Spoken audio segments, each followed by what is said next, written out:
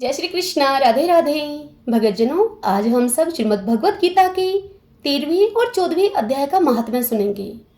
सर्वप्रथम भगवान का सुमरण करते हुए सब बोलिए, ओम श्री राधा कृष्णाभ्याम नमो नमः। श्री लक्ष्मी नारायण भगवान की जय।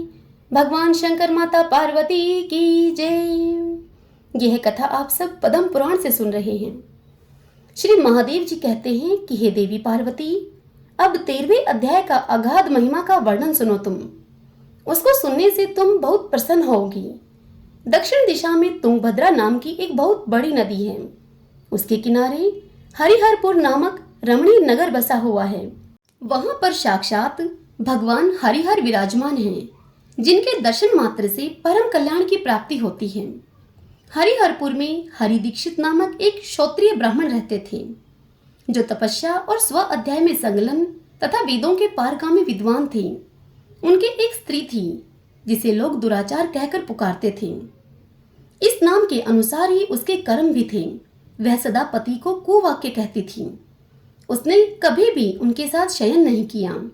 पति से संबंध रखने वाले जितने लोग घर पर आते, उन सब लोगों को वह डांटती और स्वयं कामोन्मत्त होकर निरंतर व्यभिचारियों के साथ रमण किया करती थी।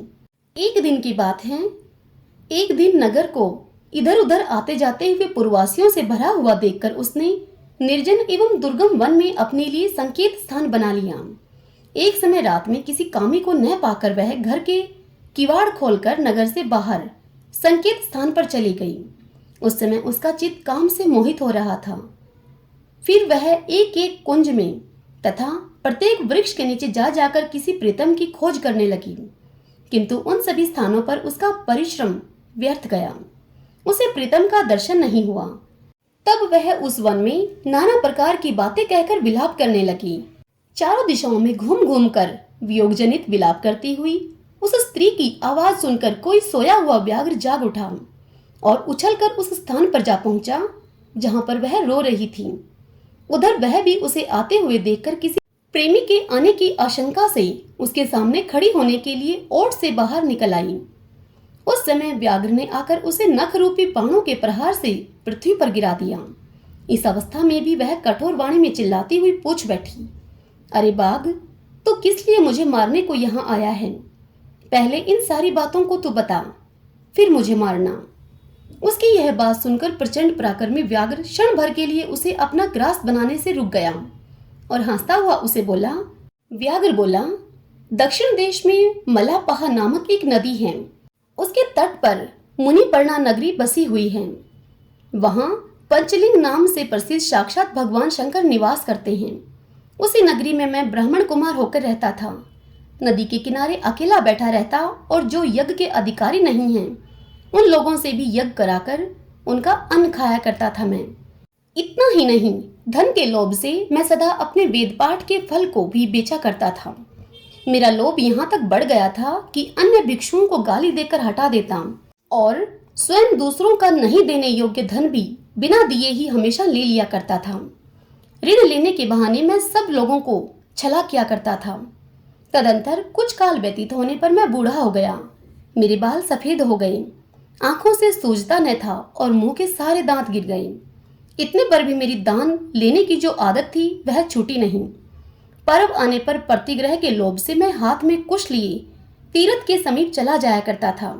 तत्पश्चात जब मेरे सारे अंग स्थिर हो गए, तब एक बार मैं कुछ धूर्त ब्राह्मणों के घर पर मांगने खाने के लिए गया। उसी समय मेरे पैरों में कुत्ते ने काट लिया। तब मैं मूर्छित होकर क्षण भर में पृथ्वी पर गिर पड़ा। तब मेरे प्राण निकल गए और उसके बाद मैं इसी व्याघ्र योनि में उत्पन्न हुआ हूँ।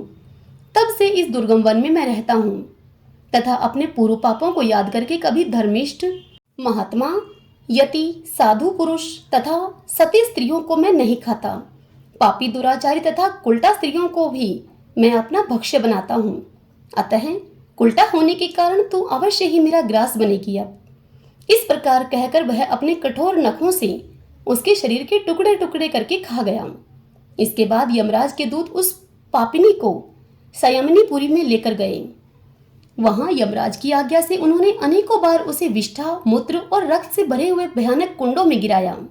करोड़ों कल्पों तक उसमें रखने के बाद उसे वहां से ले आकर 100 मनवंतरों तक रौरव नरक में रखा। फिर चारों ओर मुख करके दीन भाव से रोती हुई उस पापिनी को वहां से खींचकर दहनानन नामक नरक में गिराया गया। उस समय उसके केश खुले हुए थे और शरीर भयानक दिखाई देता था। इस प्रकार घोर नरक यातना भोग चुकने पर भी वह महापापिनी इस लोक में आकर चांडाल योनि में उत्पन्न हुई। चांडाल के घर में भी प्रतिदिन बढ़ती हुई वह पूर्व जन्म के अभ्यास से पूर्ववत पापों में प्रवृत्त रही। फिर उसे कोढ़ और राजयक्ष्मा का रोग हो गया। नेत्रों में पीड़ा होने लगी। फिर कुछ काल के पश्चात वह पुनः अपने निवास स्थान को गई, जहां भगवान शिव के अंतःपुर की स्वामिनी जम्बका देवी विराजमान हैं। वहां उसने वासुदेव नामक एक पवित्र ब्राह्मण का दर्शन किया, जो निरंतर गीता के 13वें अध्याय का पाठ किया करता था। उसके मुख से गीता का पाठ सुनते ही वह चांडाल शरीर से मुक्त हो गई और दिव्य देह को धारण करके स्वर्गलोक में चली गई। श्री महादेव जी कहते हैं, हे देवी पार्वती, अब मैं भव बंधन से छुटकारा पाने के साधनभूत 14वें अध्याय का महात्म्य तुम्हें बतलाता हूँ। तुम ध्यान देकर उसे सुनो। सिंघल द्वीप में विक्रम बेताल नामक एक राजा थे, जो सिंह के समान पराक्रमी और कलाओं के भंडार थे। एक दिन वे शिकार खेलने के लिए उत्सुक होकर राजकुमारों के सहित 2 कुतियों के साथ वन में गए। वहां पहुंचने पर उन्होंने तीव्र गति से भागते हुए खरगोश के पीछे अपनी कुतिया छोड़ दी। उस समय सब प्राणियों के देखते देखते खरगोश इस प्रकार भागने लगा कि मानो कहीं उड़ गया हो। दौड़ते दौड़ते बहुत थक जाने के कारण वह खरगोश एक बड़ी खदक में गिर पड़ा। गिरने पर भी वह कुतिया के हाथ नहीं आया और उस स्थान पर जा पहुंचा वह, जहां का वातावरण बहुत ही शांत था। वहां हिरणी निर्भय होकर सब और वृक्षों की छाया में बैठे रहते थे। बंदर भी अपने आप टूटकर गिरे हुए नारियलों के फलों को और पके हुए आमों से पूर्ण तृप्त रहते थे। वहां सिंह हाथी के बच्चों के साथ खेलते और सांप निडर होकर मोर की पांखों में घुस जाते थे।